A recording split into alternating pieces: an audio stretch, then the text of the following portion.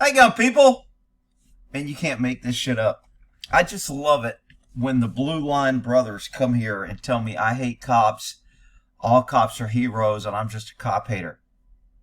This police officer got drunk, called this guy who was nothing but a pesky citizen. They're not saying why he wanted to kill him. But the off-duty police officer calls him and says, I'm coming to your house to blow your head off and kill you. Then the officer calls his lieutenant and says, yeah, I just want to let you know I'm on my way to kill this dude, and after I kill him, I'll give up peacefully.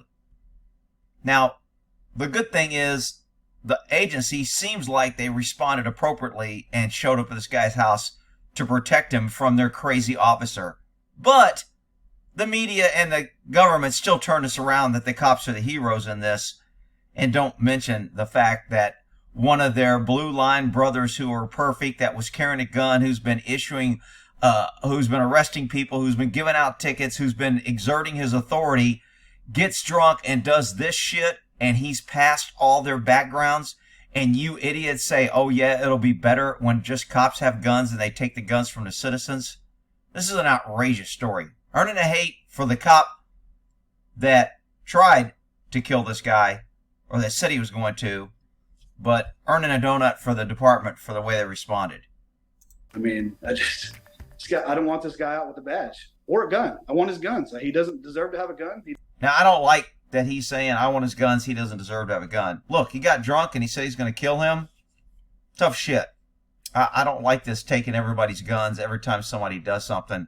It's just another way around gun control, and government pushes it off for people to be like, oh, we're going to keep you safe. We'll take his guns. That'll keep you safe. If this guy wants to kill him, he'll go run him over somewhere. He doesn't know how to control himself when he's drinking. First tonight, a Fort Smith police officer is facing charges after he was accused of threatening to kill a Greenwood man. It's a story we've been following all day. Good evening. I'm Alexandra Burnley. Allegedly threatened. Police officer Chris George is now facing charges of disorderly conduct and terroristic threatening. This all started on May 29th. So they charge him with terroristic threats and disorderly conduct. I mean, he called a guy and threatened to kill him. He's an officer. He has a government gun. He's got government powers. And he's still on paid administrative leave, which means he's still a cop. When Lieutenant Joey Deer with Greenwood Police said George called him on his cell phone, he says George claimed he was driving in his work vehicle to Greenwood to allegedly kill Chad Smith. Smith walks us through what happened that night. A Greenwood police officer lives 2 houses down from me, and I was just going to kind of go him heads up. I said, I was going to say I got a funny call, like nothing serious. I think a cop calls me, tells me he's on his way to shoot me. I'm not like it's a funny call. But again, they're not saying the relationship between this guy and the cop and why this cop wants to kill this guy. It's just a bluff. As I was walking out to the street, about 15, 20 Greenwood cops and Sebastian County sheriffs all just kind of 15 or 20 cops? He might be exaggerating a little bit. That's a pretty big response. But anyway, flying down my roads. They stop, they pull their guns out. I actually walk up to one that I know, and I said, well, what's going on? So 15 cops pull their guns out, and he walks up to one of the cops. Who were their guns pointed at? And what I mean, this sounds, I don't know. He said, well, it's probably nothing to do with you, just kind of get in your house. And I said, actually, it might be to do with me. In the report, Lieutenant Deer said George claimed to have his duty belt and rifle. Aw, look at the officer. He's a police officer, Rick. We should back the Blue. They're all good. They have backgrounds. Government does background checks, Rick. That keeps us safe. Only good police officers pass backgrounds. Yeah, okay. Bunch of freaking idiots. And said he was on his way to kill Smith. Lieutenant Deer also said George sounded intoxicated over the phone. So they pinged him within a mile of my house in 2 different locations. He is actually from Alma, lives in Alma, and he was in my town.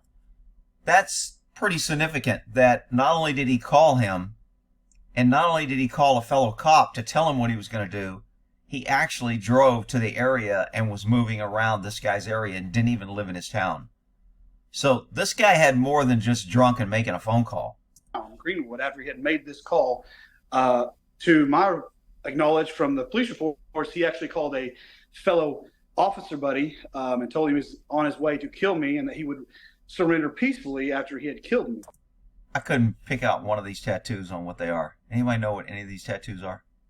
Well, never mind. I digress. And told him he was on his way to kill me and that he would surrender peacefully after he had killed me. 5 News has received Greenwood police body cam of the man George was allegedly wanting to kill, showing Greenwood officers at Smith's home in case George were to show up. I wasn't scared, angry that he could have showed up when my daughter's here. And that really doesn't sit well with me. It would be different if he showed up if it was just me, but he didn't have a clue. He didn't know. And I actually did have a friend with me. So I'm angry. I'm still angry. According to police, once George learned that Lieutenant Deer had contacted other officers, George drove home. So I'll give it to the lieutenant he called that he didn't try to cover it up and go, oh, he's just talking smack. And if he goes over there and kills him, well, you know what, then we'll arrest him. He actually called the department, turned this guy in, and did the right thing. So, look, good cops do the right thing once in a while. But to give a blanket, all cops are heroes and they're always good and not able to call them out is just BS. I just had some commenter come here. I know he was a little cop trying to protect his blue, and I'm just a cop hater and blah, blah, blah. And I'm like, you know what? The Nazis said that to everybody that talked about the bad Nazis. And all the good Nazis kept their mouth shut and didn't have a problem with the bad Nazis because they were a Nazi too. And you cops need to look in the mirror, and that's why nobody trusts you or give you credibility, is you're so damn busy protecting the blue and you don't give a shit about the public that you're supposed to be protecting. But I digress. Home. The Greenwood City Attorney later issued an arrest warrant and said, in statement today, we are lucky to have such a great law enforcement team which responded swiftly and appropriately to the situation. I love it. The city attorney turns this into the cops are heroes. Look, the cops did good on a response, but they did shitty on having a cop out there, a tyrant that freaking gets drunk and wants to kill people. He's carrying a gun. How many people has he violated? How many rights has he abused? Your screening process obviously sucks. You have a retention problem. You don't hold people accountable, and you let them prey on the citizens. And now when they do this, you make it sound like the cops did a great job. We're still good. We're still all good. You should all back us. This is an isolated incident.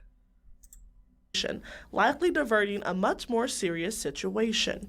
Throughout all this, Smith says he's grateful for Greenwood police. They have put extra protection out for me without me even asking. They followed through with everything. They've been explanatory.